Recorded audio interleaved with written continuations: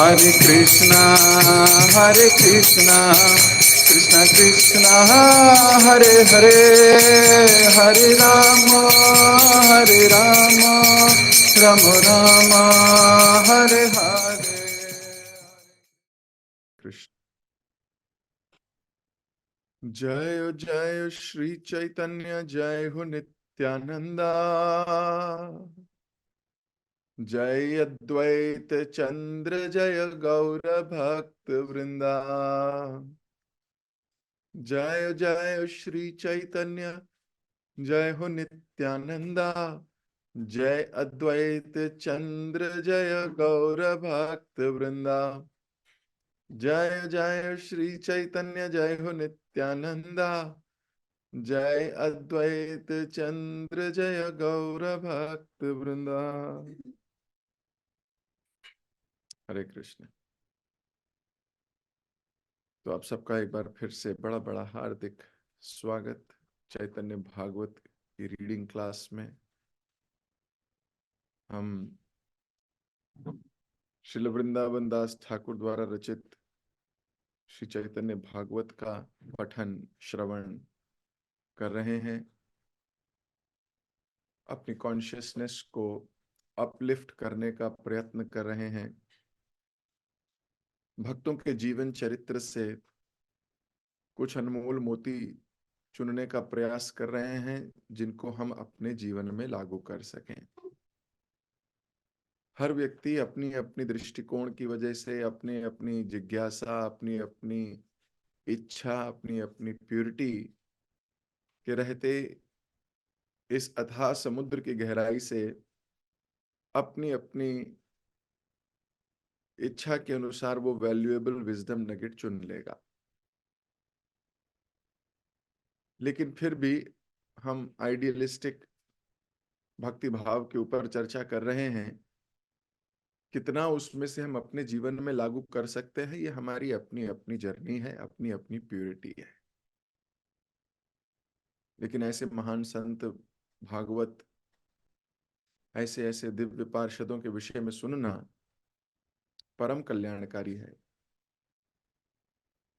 जीव की भक्ति की तीव्रता को बढ़ाने के लिए बहुत अच्छी खुराक है, न्यूट्रिशन है, स्पिरिचुअल नरिशमेंट है।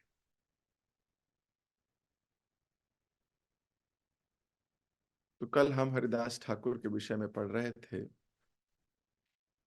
किस प्रकार उनको 22 मार्केट प्लेस में मारा गया, पीटा गया, घसीटा गया। पहले उन्हें प्रलोभन दिया गया, बहुत कुछ किया गया उनके साथ, लेकिन उन्होंने अपनी कृष्णा कॉन्शियस गतिविधि को बंद नहीं किया। सोसाइटल प्रेशर डाला गया, धर्म को लेके उनको बोला गया, लेकिन इन्होंने अपनी कॉन्शियसनेस को गिरने नहीं दिया। एक बार अगर अपनी कॉन्शियसनेस को गिरने का मौका दे दिया जाए तो बार बार गिर सकती है फिर वो। तो हरिदास ठाकुर ने पूर्णतः अपने को भगवान पे समर्पित किया हुआ था। कल जल्लादों ने पूरी कोशिश की थी कि हरिदास ठाकुर जो कि दिव्य समाधि में है और ये लोग सोच रहे हैं वो मरे हैं, इनको उठा लिया जाए और फेंका जाए, लेकिन ये बड़े भारी हो गए थे, कोई नहीं उठा ही नहीं पा रहा था। अंततः भगवत इच्छा से उन जल्लादों ने हरिदास के शरीर को गंगा जी में फेंक दिया। मरा हुआ समझकर उनको गंगा जी में डाल दिया। कुछ देर लहरों में बहने के बाद हरिदास ठाकुर की चेतना वापस लौट आई, मानो गहरी नींद से उठे हों।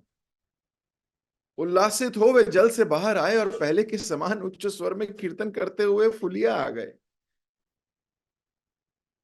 जब मुसलमानों ने हरिदास को देखा तो उन्हें विश्वास हो गया कि उनके पास कुछ अलौकिक शक्तियां हैं। पहले तो उनके हृदय में द्वेष और ईर्ष्या थी इस व्यक्ति को लेके, अब उनके हृदय में सम्मान आ गया। इस संसार में लोग चमत्कार को नमस्कार करते हैं, और चमत्कार भी ऐसा जो भौतिक तत्व को दिखाई दे, दर्शाए। आध्यात्मिक चमत्कार को देखना भूल गए हैं। एक व्यक्ति जो पहले बहुत कुछ गड़बड़ करता हो, अगर उसके अंदर विचारों का बदलाव आ जाए, वो एक वैष्णव बन जाए, क्या ये चमत्कार नहीं है? बहुत बड़ा चमत्कार है। हृदय परिवर्तित होना बहुत बड़ा चमत्कार है।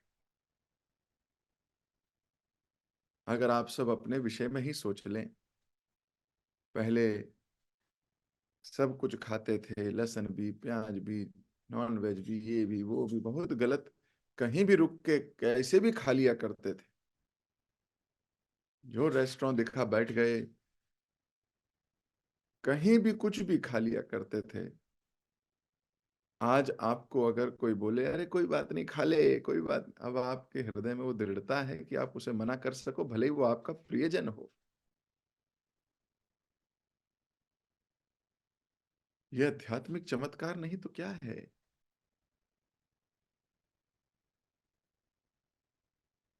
सुबह सुबह जप करने की अभिलाषा, सुबह सुबह कथा सुनने का की ललक, वो जो 12-12 बजे, 10-10 बजे, 9-9 बजे तक सोया करते थे, आज सुबह जल्दी उठकर स्नान कर कर भगवान की पूजा के लिए एकाग्रचित्त होकर बैठ जाते हैं। ये चमत्कार नहीं है तो क्या है? ये प्रभुपाद जी ने चमत्कार किया है।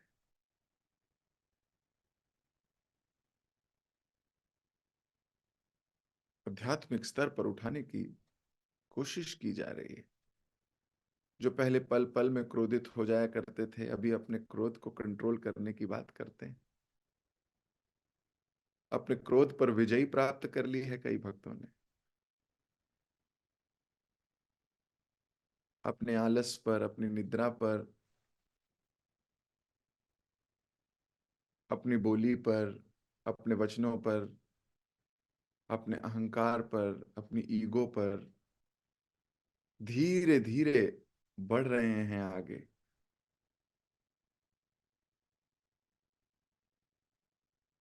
फिलहाल हरिदास ठाकुर जो मरे हुए थे अब जीवित हो गए हैं। ये तो बड़ा चमत्कार सा दिखता है सबको। द्वेष और ईर्ष्या के स्थान पर उनके हृदय में सम्मान से भर उठे, उनकी पूजा करने लगे। नवाब के सम्मुख पहुंचकर हरिदास ने अपना कीर्तन बंद कर दिया और उन्हें दया दृष्टि से देखने लगे। नवाब हाथ जोड़कर उनके सामने खड़ा हो गया। नम्रता भरी वाणी में नवाब ने कहा, मैं जान गया तुम सचमुच एक पीर हो। तुमने परम पिता परमेश्वर का साक्षात्कार कर लिया है और तुम उन्हें प्रत्येक व्यक्ति एवं वस्तु में देखते हो। कृपया मेरे अपराधों को क्षमा करें। तुम शत्रु मित्र का भेद किए बिना सबको समान दृष्टि से देखते हो। भला इस संसार में कौन तुम्हारी अद्भुत शक्तियों का पार पा सकता है? छोटे बड़े हर प्रकार के लोग हरिदास ठाकुर के चरण कमलों को देखकर अपने सांसारिक जीवन को भूल जाते। मुसलमानों ने उन्हें मारने के प्रयास किए, परंतु हृदय परिवर्तन होने पर वे भी उनके चरण कमलों की पूजा करने लगे। उन्हें क्षमा कर कर हरिदास फुलिया आ गए। निरंतर मुख में हरिनाम लिए हरिदास फुलिया के निकट ब्राह्मणों की एक सभा में आए। उन्हें देखकर सब प्रसन्न हो गए और उनके साथ साथ उच्च स्वर में कीर्तन करने लगे। भावातिरेक में हरिदास ठाकुर की देह में दिव्य भाव प्रकट होने लगे।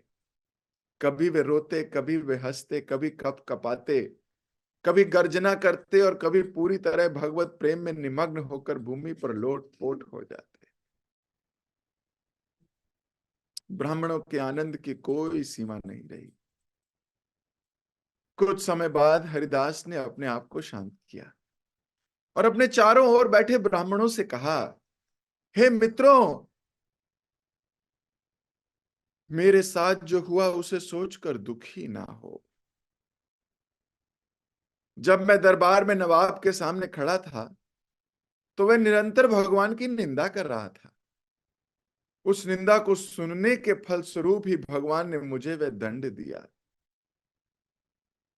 मुझे तो कहीं इससे ज्यादा अधिक दंड मिलना चाहिए। मुझ पर दया करते हुए भगवान ने केवल थोड़ा सा दंड दिया। यदि कोई भगवान की निंदा सुनता है तो उसे नरक में जाना पड़ता है। मेरे कान निंदा से भर गए थे। भगवान ने मुझे इसलिए दंड दिया जिससे मैं पुनः कभी भी यह अपराध ना कर सकूं। आप हरिदास ठाकुर की कॉन्शियसनेस देखिए। कह रहे मैंने निंदा सुन ली। जो कोई निंदा सुनता है उसको नरक जाना पड़ता है।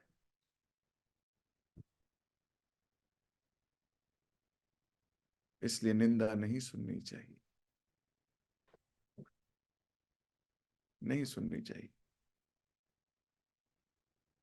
अपने आप के बोलने के वेग को भी रोकना चाहिए।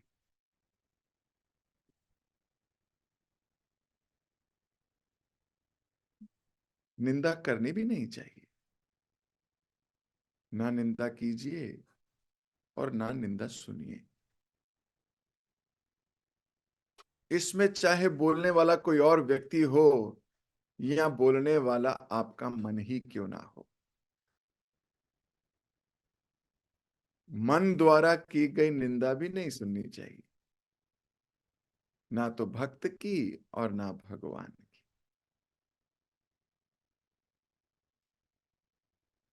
हमारे मन में ये विचार आ भी नहीं सकता जो विचार हरिदास ठाकुर के हृदय में उत्पन्न हुआ है। हरिदास ठाकुर कह रहे हैं 22 मार्केट में मुझे मारा है, बड़ा कम पनिशमेंट दिया कृष्ण ने। मेरे प्रभु कितने दयालु हैं। मुझे तो नरक भेज देना चाहिए था। नरक केवल सुनने मात्र से नहीं होगा। नरक समझना पड़ेगा। नरक में जीवात्मा को पहले एक शरीर दिया जाता है। वो शरीर जो मरता नहीं है, लेकिन वो शरीर जो दर्द महसूस करता है।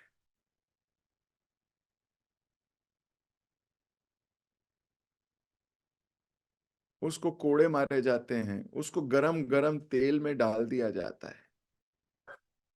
कभी तेल के 2-3 छींटे हमारे हाथ पे पड़ जाएं तो हमारे हाथ में फोड़े हो जाते हैं।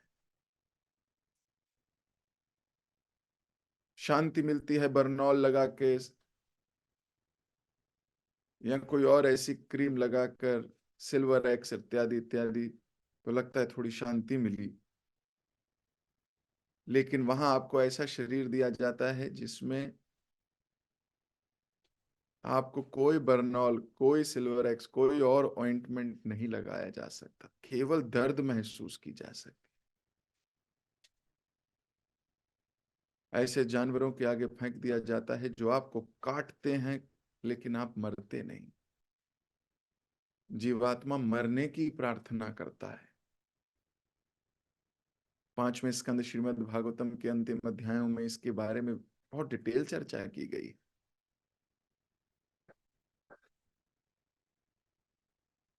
हरिदास ठाकुर तो सोच रहे हैं मुझे वो दंड मिलना चाहिए था। मैंने निंदा सुन ली अपने कानों से।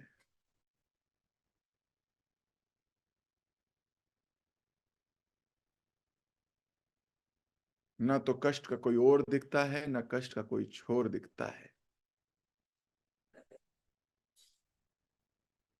हमारी हर गतिविधि या तो हमें एक कदम गोलोक की तरफ ले जाती है या एक कदम दूसरे लोकों की ओर।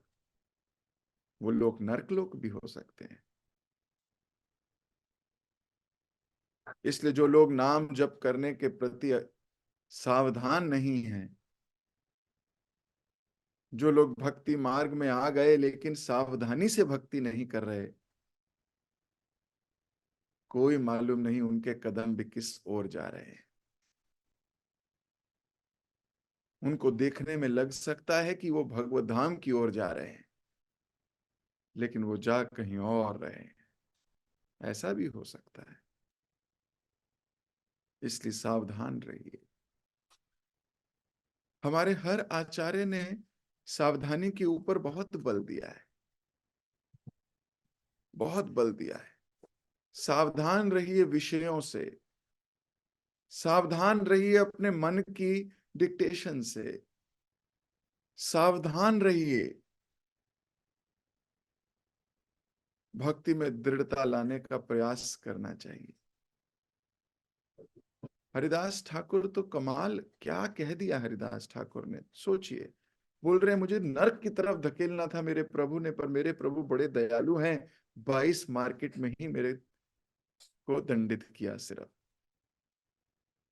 वो अभी भी अपने आप को क्या मान रहे हैं? दोषी। भक्त का चरित्र समझिए। अगर इस गलती के लिए तो मुझे नरक भेजना चाहिए था, मेरे भगवान ने सिर्फ थोड़ी पिटाई की है। हमारे घर में, हमारे जीवन में जब हमारी कोई ऐसी परिस्थिति चल रही हो, हमारी क्या कॉन्शियसनेस होनी चाहिए, इसके विषय में हरिदास ठाकुर थोड़ी रोशनी डाल रहे हैं। हमारी जनरली भाषा होती है, मैंने तो कुछ नहीं किया, मैंने किसी का दिल नहीं दुखाया, मैंने चींटी भी नहीं मारी, फिर भी मेरे साथ इतना लोगों ने 22 मार्केट में मेरी पिटाई करी गई, आखिर मैंने ऐसा क्या किया है?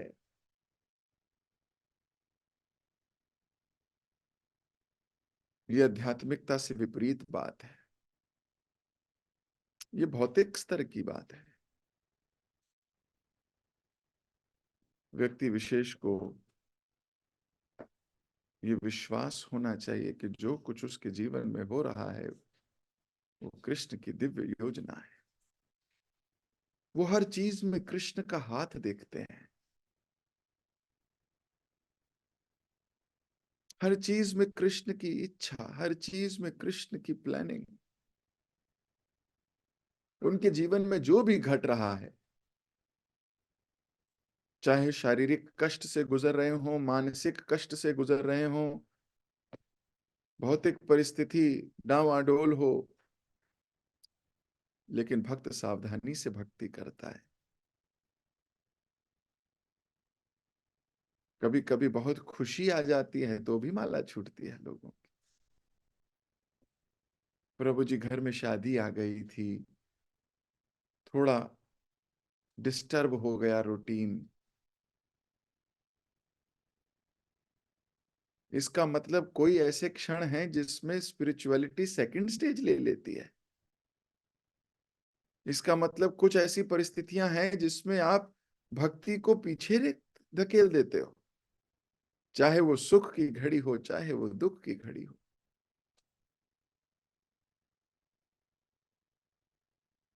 सर्वप्रथम हमारी सबसे बड़ी जिम्मेदारी हमारी आत्मा के साथ है।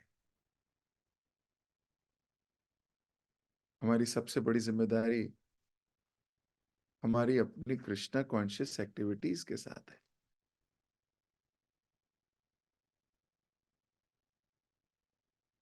तो हरिदास ठाकुर ये स्वीकार कर रहे हैं कि क्योंकि मैंने निंदा करी, निंदा सुनी, मैं दरबार में नवाब के सामने खड़ा था तो वो भगवान की निंदा कर रहा था और मैं सुन रहा था, मैंने कोई प्रतिकार नहीं किया। तो अगर कोई ऐसा करता है तो वो नरक में जाएगा। इसलिए मुझे दंड दिया भगवान ने, ताकि मैं कभी ऐसा अपराध ना करूं, कभी भी ना करूं, मैं कोई निंदा ना सुनूं।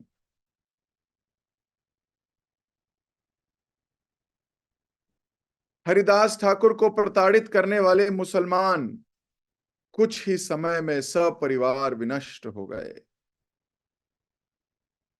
हरिदास भी वह गांव छोड़कर गंगा तट पर बनी एक गुफा में रहने लगे। वे प्रतिदिन श्री कृष्ण के 3 लाख नामों का जप किया करते थे। हरिनाम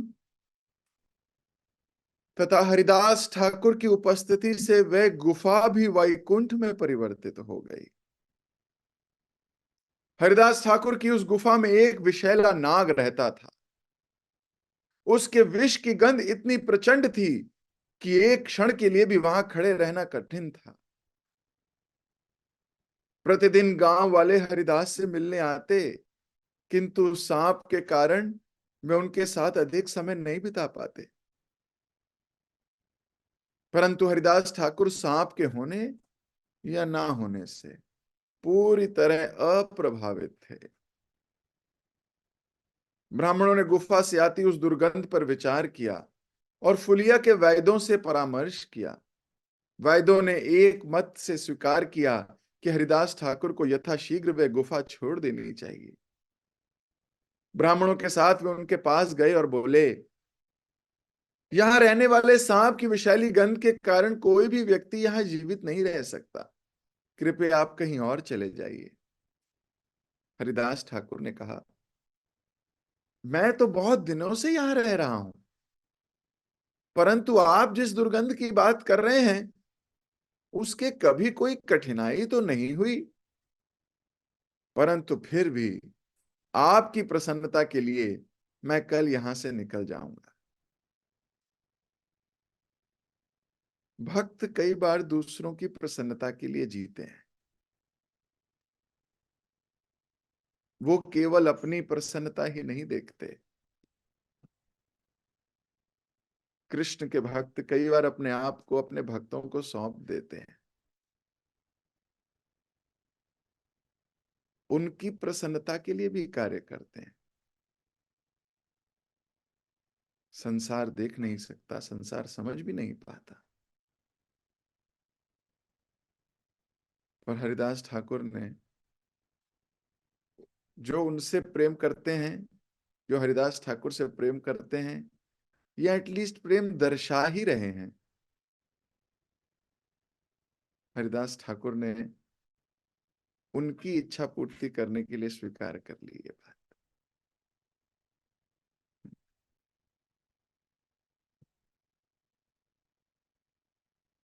यदि यहां वास्तव में कोई सांप रहता है और यदि वे कल तक यहां से नहीं जाता तो मैं नई गुफा ढूंढ लूंगा।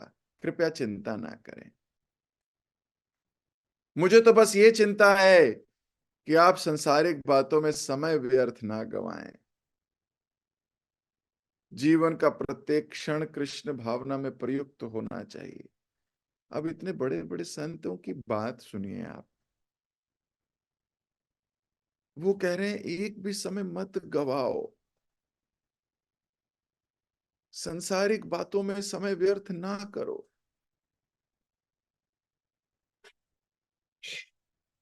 अब सोचिए उनके उनकी कॉन्शियसनेस कैसी होगी, हरिदास ठाकुर के मन के विचार कैसे होंगे। हम तो घंटे यूट्यूब पे बिता देते हैं, फेसबुक पे बिता देते हैं, इंस्टाग्राम पे बिता देते हैं और हमें दुख भी नहीं होता। घंटे लोगों से बात करते हैं और संसार की बात करते हैं। आज तेरी मेड आई, आज मेरी मेड नहीं आई, आज उस मेड ने ये किया, तो आज मेरा ये चल रहा है, आज ये चल रहा है। घंटों हम संसारिक बातों में अपना समय व्यर्थ कर देते हैं। हमें तो एक एक क्षण की कीमत नहीं लगती। हमें एक एक क्षण इतना कीमती है ये प्रतीत भी नहीं होता। कोई खबर सुनने लगते हैं तो खबरें सुनने लगते हैं, आस पड़ोस की बातें, प्रजल्पा, ग्राम वार्ता, उसके घर की कहानी, इसके घर की कहानी, उसने क्या किया, इसने क्या किया, मेरी बेटी क्या कर रही है, मेरा बेटा क्या कर रहा है, मेरा दामाद क्या कर रहा है, मेरा ये क्या कर रहा है। वो उनको वहां लेके जाना है, उनको यहाँ लाना है। पता नहीं कितनी बातों में हम अपना समय व्यर्थ कर देते हैं।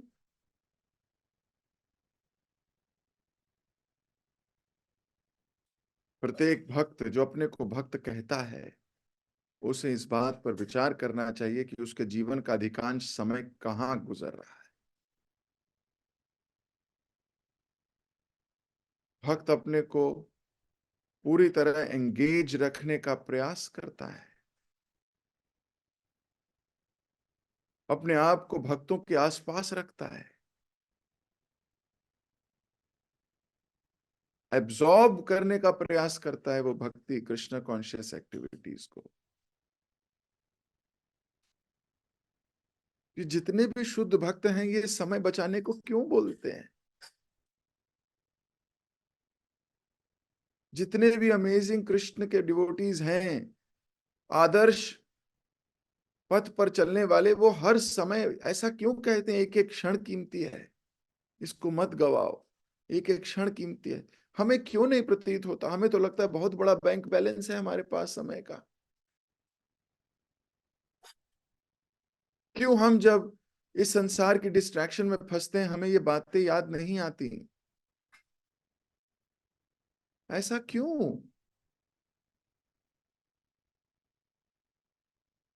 क्यों हमें ऐसा फील नहीं होता कि हर एक क्षण कीमती है? हर एक क्षण कीमती है। मैं इतने सालों से क्या कर रहा था, ऐसा विचार क्यों नहीं आता? क्यों खो जाते हैं यूट्यूब में, क्यों खो जाते हैं फेसबुक पे, क्यों खो जाते हैं ट्विटर पे, इंस्टा पे, या और भी कई नाम हो सकते हैं जिस पे कोई खो जाता होगा। मैं क्यों नहीं खो जाता भागवत में? मैं क्यों नहीं खो जाता भक्तों के संग में? मैं क्यों अपने जीवन का अधिकांश समय वैष्णवों के साथ कृष्ण चर्चा में नहीं बिताता? यहां हरिदास ठाकुर हर एक क्षण की कीमत बोल रहे हैं और कह रहे हैं आप लोग, मुझे चिंता है, ऐसे बोल रहे हैं, मुझे ये चिंता है कि आप लोग संसारिक बातों में अपना समय क्यों व्यर्थ कर रहे हैं। हर क्षण कीमती है।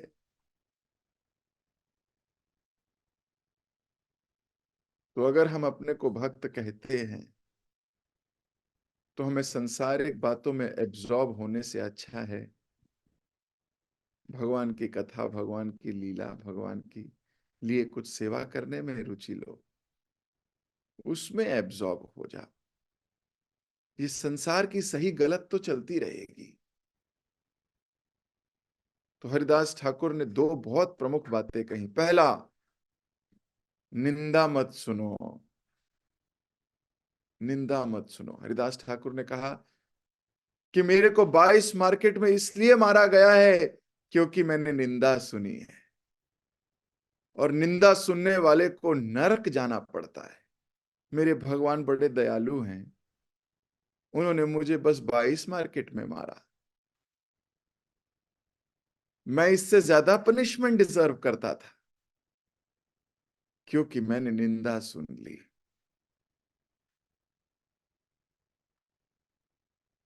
इसलिए अपने को बचाओ निंदा से, ना तो करो और ना सुनो। और दूसरा, हरिदास ठाकुर कह रहे हैं कि समय मत गवाओ। हर समय एब्जॉर्ब होने का प्लान बनाओ। तो इन्हीं दो बातों के साथ मैं आज अपनी वाणी को यहीं विराम देता हूं। कल आप सबसे फिर से यहीं से आगे हरिदास ठाकुर की लीला सुनेंगे। बहुत प्रमुख, अपने जीवन लीला से फिलॉसफी को पूरा मैच मैच करा रहे हैं हरिदास ठाकुर। जगत गुरु शिल प्रभुपाद की जय। श्री चैतन्य भागवत की जय। शिल वृंदावन दास ठाकुर की जय। हरे कृष्ण।